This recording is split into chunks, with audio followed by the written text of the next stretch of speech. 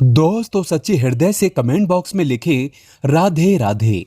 दोस्तों भगवान कृष्ण का जन्म भाद्रपद माह के कृष्ण पक्ष की अष्टमी तिथि को हुआ था। इस शुभ तिथि को भगवान कृष्ण के जन्म उत्सव के रूप में मनाया जाता है और इसे जन्म अष्टमी कहा जाता है। जन्माष्टमी भारत के हर कोने कोने में बड़े उत्सव के साथ मनाते हैं। इस पर्व को विदेशों में रहने वाले नागरिक भी बड़े धूमधाम के साथ मनाते हैं। दोस्तों मान्यता है कि इस दिन पूरे श्रद्धा भाव से पूजा व्रत आदि करने से भगवान सबकी मनोकामनाएं पूरी करते हैं। और वहीं अगर जिन लोगों की कुंडली में चंद्रमा अगर कमजोर होता है तो उनके लिए ये व्रत बहुत ही शुभ और फायदेमंद होता है। संतान प्राप्ति के लिए जन्माष्टमी का व्रत रखना बहुत ही शुभ और मंगलकारी माना जाता है। माना जाता है कि जो भी स्त्री जन्माष्टमी के दिन भगवान लड्डू गोपाल को झूला झुलाती है तो उसके शीघ्र ही विवाह के योग्य बन जाते हैं और संतान होने में विलंब नहीं होता। ऐसे में जन्माष्टमी का व्रत अवश्य रखें, शीघ्र ही सारे काम बन जाते हैं। दोस्तों आज के इस वीडियो में हम जानेंगे साल 2022 में जन्माष्टमी का शुभ मुहूर्त क्या है। जन्माष्टमी 18 अगस्त को है या फिर 19 अगस्त को। व्रत का पालन कैसे करें, अष्टमी तिथि कब है, पूजा का समय कब होगा और पारण का समय क्या है, आइए जानते हैं। दोस्तों वीडियो शुरू करने से पहले अभी तक आपने हमारे चैनल को सब्सक्राइब नहीं किया है तो इस चैनल को सब्सक्राइब करके बेल आइकन जरूर दबाइएगा। सच्चे दिल से कमेंट बॉक्स में लिखें जय श्री कृष्ण।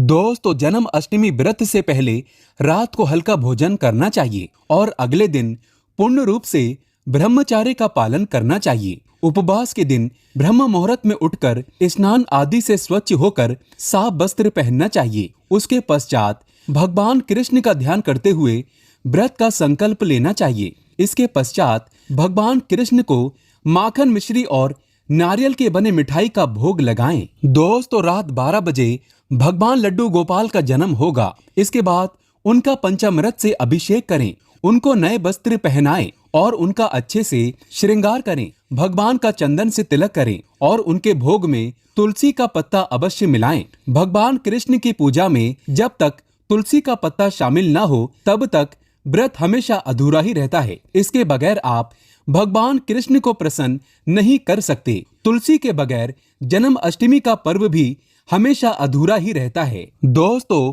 नंद के आनंद भयो जय कन्हैया लाल की कहकर भगवान लड्डू गोपाल को झूला झुलाएं। इसके पश्चात भगवान कृष्ण की शुद्ध देसी घी के दीपक और धूप बत्ती से आरती करें। दोस्तों जन्माष्टमी की पूजा में भगवान का श्रृंगार भी बहुत अहम माना जाता है। आज हम आपको 8 ऐसी वस्तुओं के बारे में बताने जा रहे हैं जो भगवान लड्डू गोपाल को अति प्रिय है। अगर आप भी भगवान कृष्ण की असीम कृपा प्राप्त करना चाहते हैं तथा माता लक्ष्मी की कृपा प्राप्त करना चाहते हैं, अपनी मनोकामना को पूर्ण करना चाहते हैं तो जन्माष्टमी आने से पहले ही इन वस्तुओं को अपने घर पर अवश्य लेकर आएं। अगर आप इन सभी वस्तुओं को घर में नहीं ला सकते हैं तो कम से कम आप इनमें से कोई भी एक वस्तु घर में अवश्य लेकर आएं और भगवान श्री कृष्ण को ये वस्तु अवश्य अर्पित करें। दोस्तों नंबर 1 भगवान लड्डू गोपाल की अति प्रिय वस्तु है मोर पंख। कहा जाता है कि राधा रानी के महल में बहुत मोर हुआ करते थे। जब वो भगवान श्री कृष्ण की बांसुरी की धुन पर नृत्य करती थीं, तो उनके साथ वे मोर भी नाचा करते थे। एक दिन किसी मोर का पंख जमीन पर गिर गया, जिसे तुरंत उठाकर भगवान श्री कृष्ण ने अपने मस्तक पर सजा लिया। भगवान कृष्ण के मस्तक पर सजा मोर पंख राधा रानी के प्रेम की निशानी मानी जाती है। इसीलिए भगवान लड्डू गोपाल के जन्म उत्सव की पूजा में मोर पंखों से उनकी हवा किए जाने का चलन है। इसीलिए जन्माष्टमी पर मोर पंख अवश्य घर में लाना चाहिए। दोस्तों एक अन्य कथा के अनुसार देवी राधा हर दिन मोर कुटी मंदिर के पास मोरों को दाना देने जाती थी। एक बार जब देवी राधा वहां पहुंची तो वहां पर एक भी मोर नहीं था। राधा रानी उदास हो गई। कान्हा ने देवी राधा को प्रसन्न करने के लिए स्वयं मोर रूप धारण कर लिया और वहां पहुंच गए। राधा रानी कान्हा का ये रूप देखकर बहुत प्रसन्न हुई। दोस्तों मोर कुटी मंदिर में मोर रूप में आज भी राधा कृष्ण की पूजा होती है। इसीलिए भगवान श्री कृष्ण को प्रसन्न करने के लिए जन्माष्टमी की पूजन में मोर पंख अवश्य ही शामिल करना चाहिए। हिंदू मान्यताओं के अनुसार घर में मोर पंख का प्रयोग करने से अमंगल टल जाता है।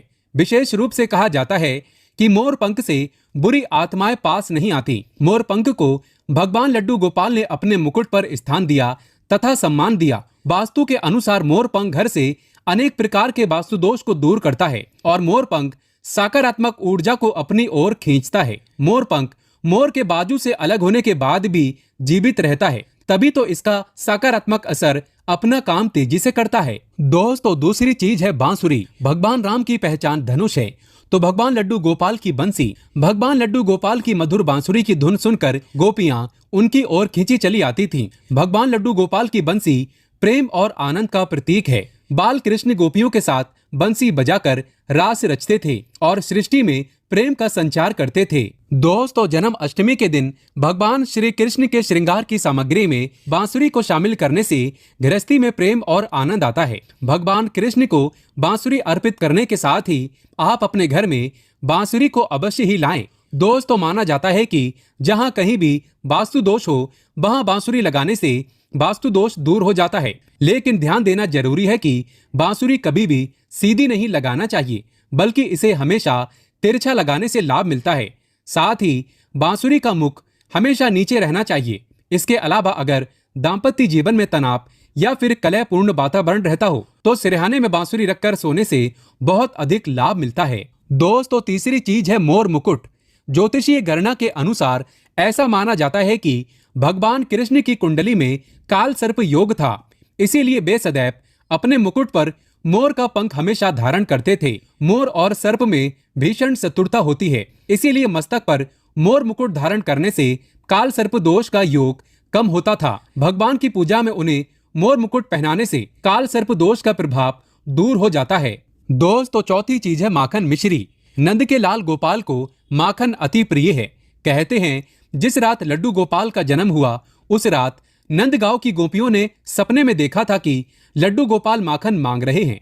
नंदलाल को माखन इतना प्रिय था कि वे बचपन में गोपियों की मटकियों से माखन चुराकर तथा मटकियां तोड़कर खा लिया करते थे, जिसकी वजह से इनका एक नाम माखन चोर भी है। दोस्तों, भगवान के भोग में माखन मिश्री को अवश्य ही शामिल करना चाहिए। प्रेम पूर्वक भगवान लड्डू गोपाल को माखन मिश्री का भोग लगाने से आरोग्य की प्राप्ति होती है, धन सुख समृद्धि की प्राप्ति होती है, धन लक्ष्मी आपके घर में धन की वर्षा करती है। भगवान लड्डू गोपाल को माखन मिश्री अर्पित करने से वे शीघ्र ही आपकी सभी इच्छाएं पूर्ण करते हैं। दोस्तों, पांचवी चीज है झूला या फिर पालना। भक्ति भाव के भूखे बाल गोपाल को जन्म अष्टमी पर झूला झुलाने की परंपरा चली आ रही है। ये ठीक उसी प्रकार से है जैसे बच्चे के जन्म के बाद उसे पालने में झुलाने से आनंद की प्राप्ति होती है, उसी प्रकार भक्तजन अपने प्रभु के बाल स्वरूप को पालने में झुलाकर भक्ति के परम सुख को प्राप्त करते हैं। दोस्तों, भगवान को झूला या पालना भेंट करने से प्रेम और आनंद की प्राप्ति होती है और एक नारी को भगवान लड्डू गोपाल की तरह ही एक सुंदर पुत्र की प्राप्ति होती है, जो कि ऐसा बालक भगवान लड्डू गोपाल की तरह ही मनमोहक होता है, सुंदर होता है, आकर्षण से भरा होता है। दोस्तों, छठी चीज है पीले वस्त्र। जन्म उत्सव के वक्त भगवान के बाल स्वरूप को पंचामृत से स्नान कराने के पश्चात पीले रंग के नए वस्त्र पहनाए जाते हैं। अगर आप भी इस बार जन्म अष्टमी का पर्व मनाने वाले हैं तो आप पूजा की सामग्री में पीले रंग के वस्त्रों को अवश्य ही शामिल करें। पीली चीजें अवश्य शामिल करें। भगवान को पीताम्बर वस्त्र अति प्रिय है, ये प्रेम और वैराग्य के प्रतीक है। दोस्तों, सातवीं चीज है गौ। भगवान लड्डू गोपाल का निवास गोलोक माना जाता है। गाय भगवान की सहचर है। भगवान लड्डू गोपाल के साथ पूजा में बछड़े के साथ ही गाय की पूजा करना सुख समृद्धिदायक माना जाता है। पुराणों में गाय को धन का प्रतीक माना गया है। भगवान धन रूपी गौ की रक्षा करते हैं। दोस्तों, ज्योतिष शास्त्र के अनुसार गाय के भीतर गुरु ग्रह का वास होता है। यदि ये ग्रह किसी व्यक्ति की कुंडली में नीच स्थिति में हो तो उसे गाय की सेवा करना चाहिए। ऐसा करने से वो उस ग्रह की कुपित दृष्टि से बच सकता है। इसके अलावा वास्तु शास्त्र के अनुसार पूजा स्थान अथवा बैठक के कमरे में ईशान कोण में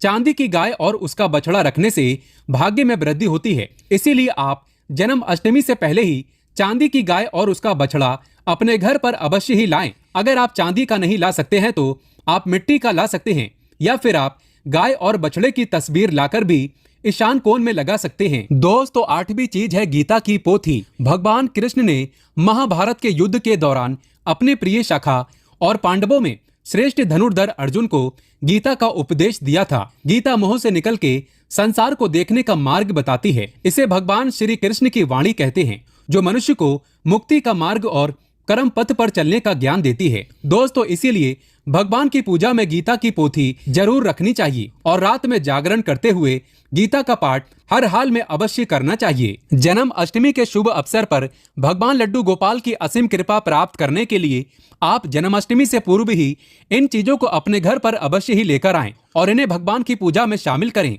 ऐसा करने से आपको भगवान लड्डू गोपाल की असीम कृपा प्राप्त होगी, धन लक्ष्मी की कृपा प्राप्त होगी। सभी देवी देवता दोनों हाथों से आपके जीवन में धन की वर्षा करेंगे। दोस्तों, अगर आप वाकई में भगवान कृष्ण को प्यार करते हैं तो सच्चे दिल से कमेंट बॉक्स में लिखें जय श्री कृष्ण। जन्माष्टमी की हार्दिक शुभकामनाएं। एक लाइक तो बनता है।